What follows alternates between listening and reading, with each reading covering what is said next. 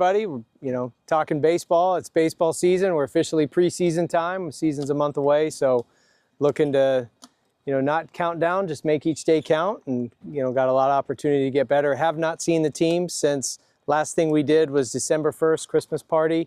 So it's been a while. Today will actually be the first day we see them in live action. So a lot of the, the roles and everything are still to be determined, because a lot of it depends on what these guys did over Christmas break. So it's a very exciting time to see how they've improved and progressed since we last saw them, which, last team activity we did was back in November. So it's certainly been a while, but certainly exciting time to get ready, get cranked up for the 2026 season.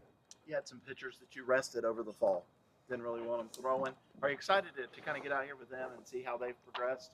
Absolutely, yeah. We pitched the least amount of innings in the fall than we have for sure at Clemson. And since we have, I've been coaching our 2019 season at Michigan, where we shut down our 3 starters altogether in the fall. I just think that's a really good strategy. A lot of times we're stuffing the baseball in these academic windows that don't always line up with player development or exactly how we can optimize player development. And so using the true off season for some of these guys to actually be an off season that needed some time to put the baseball down and focus on their body or focus on developing pitches or developing stuff or developing whatever, gave them that opportunity instead of worrying about logging their innings per week. Is anybody limited coming into the spring injury-wise? Oh yeah. Lots of guys. But I think since we've talked about since day one, preparation, execution, staying healthy, I think you'll see us limit on purpose a lot of guys even going into the season that are healthy, just to more manage their pitch count. 1, because we want them peaking in June, but 2, we have 23 pitchers and all of them are good. So it's, it's one of probably the deepest pitching staffs in terms of totality, 1 to 23, that I've been a part of. So we'll see how that shakes out and what that means, but certainly at least on January 13th, looks like, we don't have to overextend guys, in the non-conference slate. How encouraged were you by what you saw from some of the pitchers back there in the fall?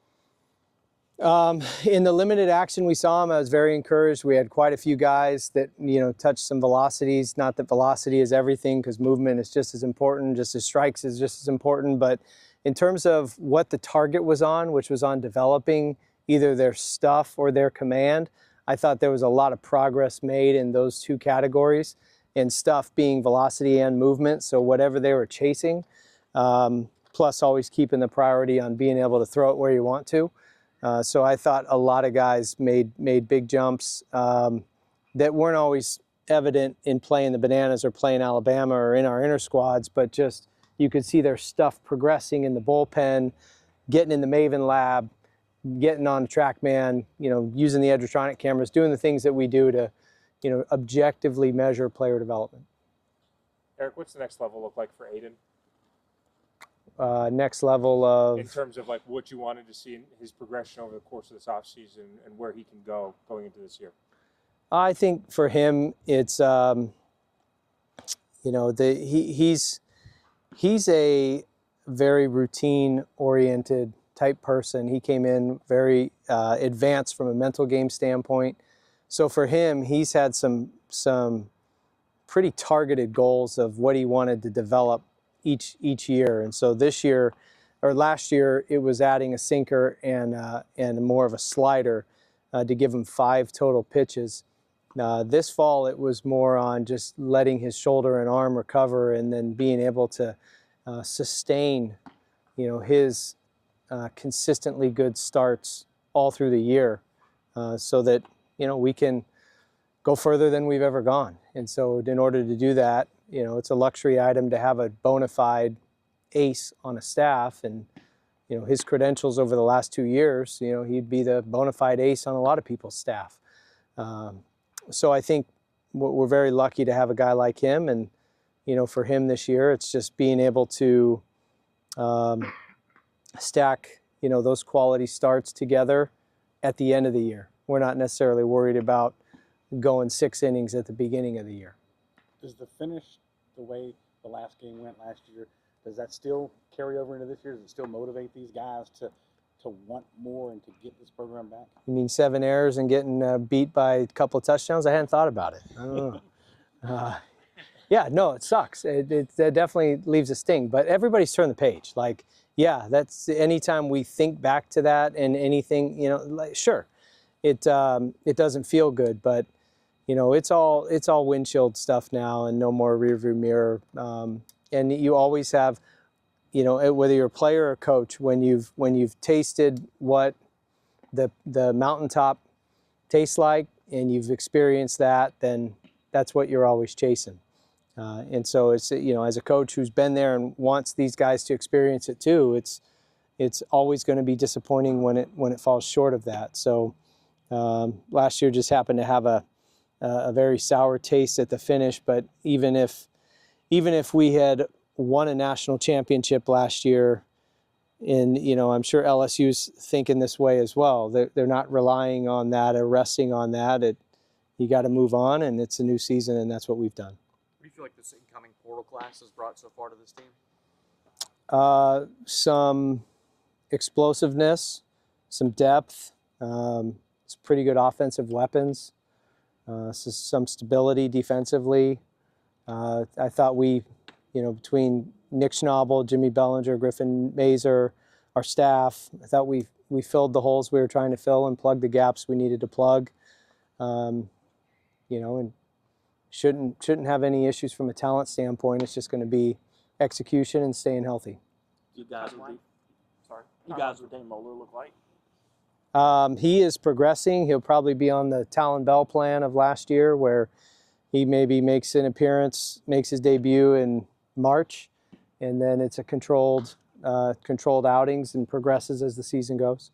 You guys will be replacing Cam Canarella on the outfield and at hitting, I guess. Who are some candidates on the outfield that could replace him at first center field? Nobody replaces Cam. Cam's a 101. That's a generational defender. He can do things other people can't do on the field. So we're very fortunate to coach a guy like that. Those guys come around once every 10 years or so, and just to do the things that he did, to put someone up to those shoes to step into would be tough. Now we've got some very capable guys, you know, that can go out and play center field, and you know, we'll have some playmakers for sure, but I think, you know, the ability to get the clutch hit and make the clutch play, something I haven't seen in my coaching career, to be able to be done at the level consistently that he did it at. So he's a unicorn, he's an outlier, and you know, for him, staying healthy is his number one priority too, because if he does, he should have a long big league career. Coach, 7 seniors on your roster currently. Talk about the leadership that you expect from these 7 guys. Yeah, so leadership comes from, you know, last year we had 2 sophomore captains. It helps when your seniors are, you know, the experience couples with a work ethic, couples with being good at baseball and being our best players, coupling with not only being vocal but inspiring others. And you know, we haven't seen how they execute on the field in games, but I have seen these guys be vocal, and these guys have put their arm around the younger guys and have done as good of a job as any senior class of trying to bring in the younger guys with them and kind of get everybody connected and tighten that circle. And that, you know, as we see with Indiana football right now, it's, you know, team is everything, and getting a tight circle is huge. And so that's going to be a big point of emphasis, has been a big point of emphasis since the fall, and will continue to be. And that leadership needs to grow and evolve as the season continues, and we have adversity and we have ups and downs, and being able to rely on that leadership to stay centered and stay neutral will be really important. I think you've talked about how with Omaha, you don't want to talk about it, you just want to be about it. Kind of what led to just kind of the decision to, we're not going to make that, you know, as much of a goal. It's just a combination of it's year 4 now. We haven't been, and everyone, including ourselves, tired of, you know, talking about it, and let's talk about it when we go there, kind of thing. And let's focus on what are the how that we need to focus on in order to get there. What are the, you know, everybody's going to lift, run, train, you know, all the things, but it's the standards at which you do those things that are going to determine those Omaha teams. And then you just hope you do that consistently enough that you can get hot at the end and be one of those teams. But, you know, we feel like all we've done for 3 years is talk about Omaha. It's on the back of the hat. It's, you know, it's just something that's rightfully associated with this program and its tradition and history under Coach Wilhelm and Coach Leggett. But it's just at the point now where we just need to shut up and go. You talked about in another interview just some of the arms resting them. Did you actually look back at Michigan, kind of what you did there? I mean, how much did you kind of look at that as kind of a marker of the things to do, not to do? Well, that was just, it was very beneficial for the 3 starters we had. Now, granted, all 3 of them were second rounders, so that helps too. But 2 of them pitched over 120 innings that year, and 1 of them pitched over 100 innings that year, and so it gave us a huge luxury at the end of the season to really rely on those guys because they were still fresh. You know, they had not pitched all fall, and having that rest time was critical for their ability to extend later in the season. Do you think in past seasons you maybe worked guys too much during the fall? I don't know. I think every guy's different and individual, but we just knew that if we are going to have the chance to play for it all, then we got to be healthy at the end. And there's some luck that goes into it, but injuries certainly can derail any team, no matter how good. And they've certainly played a role in our last few seasons. But we just wanted to do everything we can from a preventative standpoint in the fall to make sure that our guys can stay healthy in the spring. And we're going to have injuries. Everyone has injuries, but at least the things we can control and how we structured the games and the training and the development in the off season, wanted to do everything we could to put them in the best position. I guess in terms of talking about freshman pitchers, but hitters, are there any that have kind of solidified themselves, put themselves in position maybe to be in the lineup? Yeah, the freshman class is good. It's balanced, good pitchers, good hitters. The freshman hitter that has stood out in the fall is Jason Foltz. So again, obviously haven't seen him in 6 weeks, but he was, of all the freshman hitters, he was the most advanced in terms of power, bat-to-ball skills, being a good hitter. Like, he could really impact the ball. So excited to see how he looks today and, the days going forward. Luke Gaffney's a guy that really started to figure it out at the end of last year. What did you see from him in the fall? And what are you looking from him out of this year? Yeah, so he made some really nice adjustments. We had verbalized that, a steep swing at low pitches is not conducive for power. And he knew it, and he just took it upon himself to go to Driveline over the summer and thought he really made some nice adjustments and added 15 pounds of lean muscle. So he's bigger, he's stronger, he's more explosive, and now he's matching swing plane to pitch plane, and he has very good plate discipline. So when you put all that together, you got a chance for a breakout season, senior year breakout season. So we're looking forward to Gaffney to be a big part of the offense, driving in a lot of runs, scoring a lot of runs, but he can really impact the baseball. I think what we saw this fall was, what we were hoping to get out of an All-American type transfer. With everything that you're saying in the last couple of years, the lineup has been very interchangeable. Is that the case with this group this year going into the season? Yeah, I can promise you can mark it down that the lineup on the last game will not be the lineup on opening day. It's been 25 years consecutively of saying that statement and it being true. So having depth is never a bad thing, especially good depth, and we've got some good depth. I think Colin Priest maybe didn't see him as much in the fall times. Is he 100%? He should be now. Yeah, he crashed into the fence making a catch, tweaked his wrist, nothing broken, nothing torn. Just, put him out for the whole back half of the fall.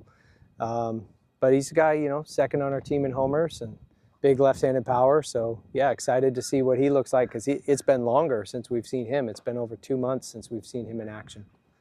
How big was it to get Jacob Gerald back? I know he went drafted in the MLB draft, just getting him back as a catcher. Just how big is that for the team?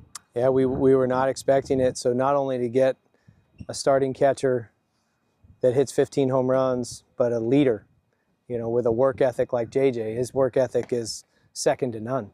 And so to get a guy back like that, to the point about senior leadership, that's just as valuable as, double-digit homers and being able to, really handle a pitching staff defensively. So we weren't expecting it. We signed Nate Savoy, thinking that we would lose JJ, but to have two really good catchers, and then Nate's ability to also play outfield and DH certainly gives us another big offensive weapon.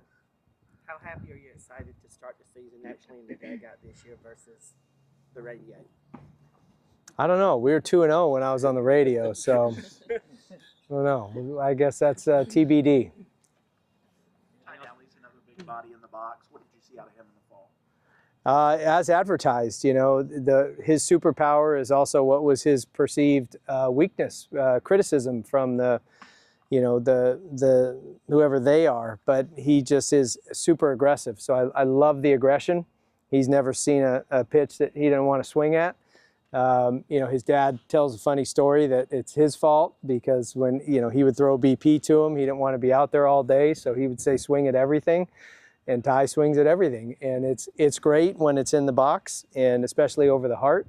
But where Ty's made a big adjustment is being able to lay off the pitches outside of the box or outside of maybe pitches that he can do damage with. So I love the aggression. I love the way he plays. I love the big personality. He just kind of fits that, what you think of when you think Clemson baseball player. You know, he's got that Michael Johnson body with the Khalil hair, you know, so it's just he looks like a Clemson guy. So excited he's here, and he'll make a big impact.